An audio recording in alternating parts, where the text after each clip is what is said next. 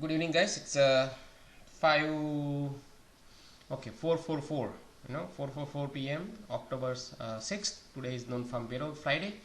So NFP today at 8:30. Big market moving news. We have no bias. We will wait for the news to be out and then we will trade in RTH. Use the levels from the chart and notes from the chart. Levels will guide us today. I may have an idea about direction after the NFP move and RTH open. I will type all the info in Discord. Preferred sellers for ES and aggressive sellers for NQ are the key, along with line in sand. Preferred buyers area are the key for buyers, right? So preferred sellers area is a key for sellers to keep it below. Preferred buyers area is the key for buyers to keep it above. So let's go here. So that's the preferred buyers area. So buyers kept it above, right? And preferred buyers area, during the news, price went through it, acted as a resistance, and then it opened above it and acted as a support, right? So that's the short story, right? Like a mini story.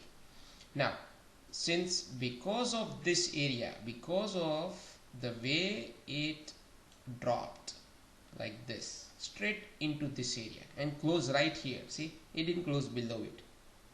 So that's like a warning sign, kind of, still we have to look for shorts because the way it went down, right? But it went down so far fast, almost like 50 points drop in like 5 minutes. And this is almost like 890 to 690, 200 point drop in like almost 4-5 minutes.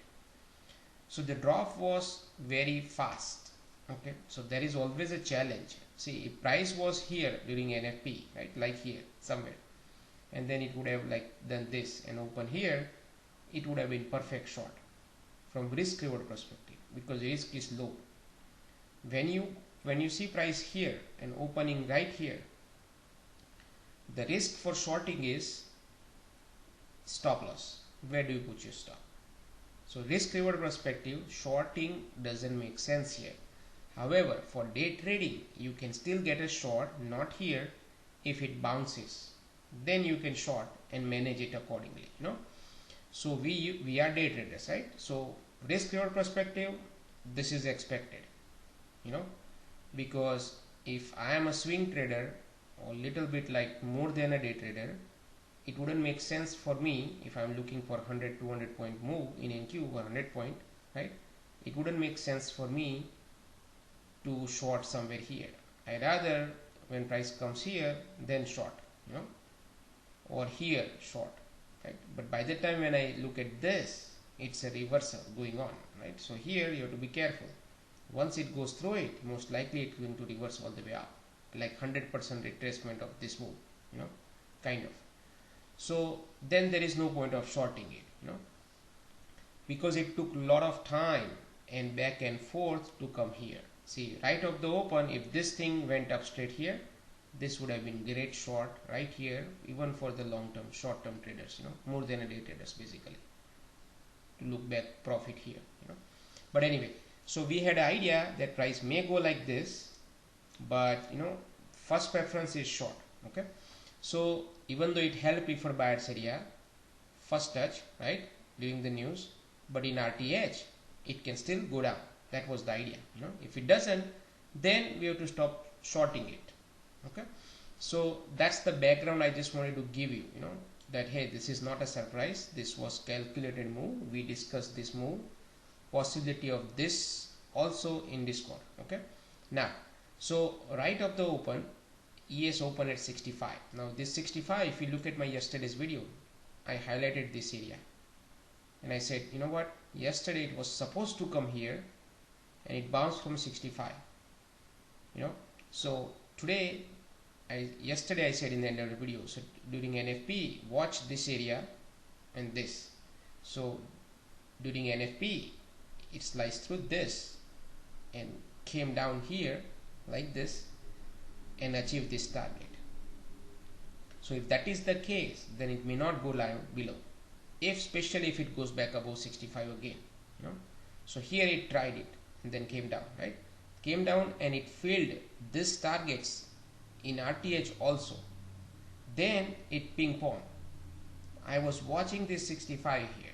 We took a shorts here also, but then here second time when it comes from 65, I was happy that now it will go through it. Okay, so right here. But then I also said if it goes back above 65 and close above it, then it's a problem.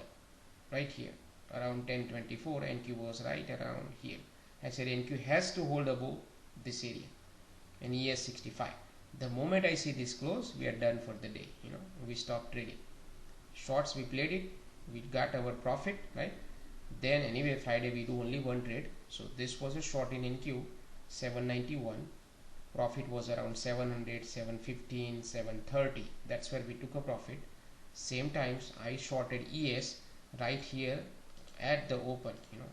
74 was my entry right here. And then because I was observing 74, 76, same time NQ touched this VWAP and mid confluence area. 790 was our running area from yesterday. So we shorted it, this and this, and I took a profit at 58, half of it. Then I was holding the position, and then when it came down here I was holding it again. I was holding it here again. I added more shorts. Okay, then it came down here, so I took a little profit here for this shorts. The original half of it I was holding it. Then it came down here. Now I was panicking that now damn thing, this is not going below this area, so but still I held it.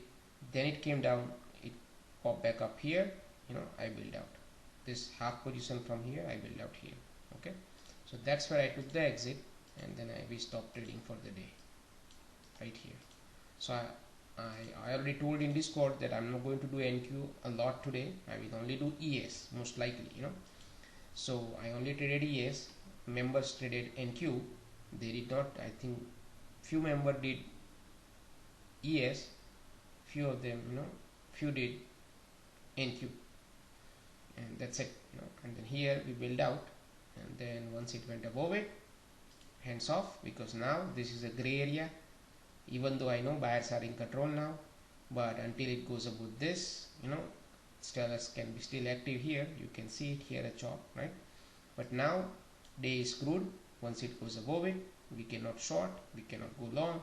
Once it went above it, and now NQ is going into some resistances here, right? See that?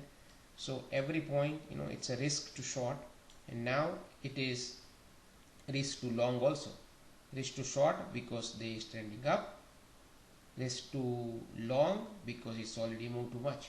So now there is no trading, we just have to watch. That's it. Now I can trade this move pretty much any point. I can pick up the longs here, but usually we don't trade it that way. So we didn't trade it here, and that's pretty much it. Now look at this. Look at the line. Backup sellers below, short-term sellers will keep the control still. See my point?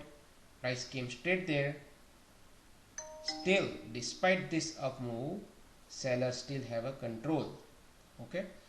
So Monday we will take one long because of this, but then if price shows us a sign later on that hey, it wants to reverse this move, we will short it also.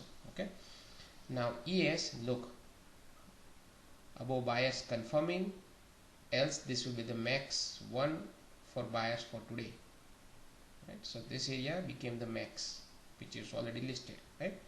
So this was, so in Discord I said for 4170 or 4349, those are the max level. So it touched 4250 preferred bias area, couldn't go lower, and then it reached the upper area. That is all it is. Now also one more thing, my Discord I cannot minimize it. Okay, fine. So that was the story today. Now why this 76 this short here, right? Because internals were negative. We had a nice fall here, and price almost came back up pretty much straight from here into this VWAP mid and this area.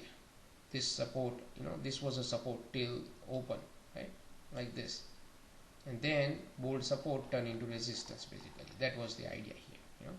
If sellers were really strong, right, they should not let price go more than 50% of this move pretty much, and this was also like 50% or fib, you can say, roughly I ballpark figure, right, and it was confluence area. So this was a short looking for a break below this.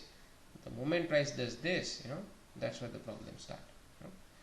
And NQ, same thing, short, it was holding here, that was a warning side, and then that's pretty much it, so there is nothing else.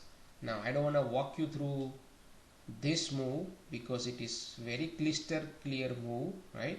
So you can take long anywhere you want here because now it's a strongly trending. Look at this, right? Look at the momentum, correct? So it's a reversal day, so you can pick up the long here, but then think about your stop loss, right? Where do you put your stop loss? See, it's no guarantee that it's gonna go up, right? So the stop loss is a risky business. So I usually prefer lower and long than higher up long, just because of the stop loss placement. So otherwise this is easy move to trade, but this kind of move doesn't happen every day. Keep that in mind. You need to follow your process. So this is not the move to take it and be happy with it. Yeah, if you took it, you're lucky, I would say, but you have to wait for right moments. If I wanted to go long, right, I would have gone long right here, because I was observing this price action in this call. I was observing this also in this call. The moment this bar happened, right, this candle alone, I would have gone long right here. Basically close of this candle, I would have gone long right here or here, and that's it. That's the only location I can use, but at that time I have to damn sure that it will go through this, everything, and go higher. But if I have a doubt, which I had a doubt, I wouldn't go long here, and once I miss this, right, and price goes higher, then there is no more long. So that's how it is. That'll be all for today. I'll see you on Monday, and Monday most likely price will stay neutral. So look for one long in the afternoon pretty much, and that's it pretty much, and then shorts also later on if something happens, otherwise, I'll see you on Monday.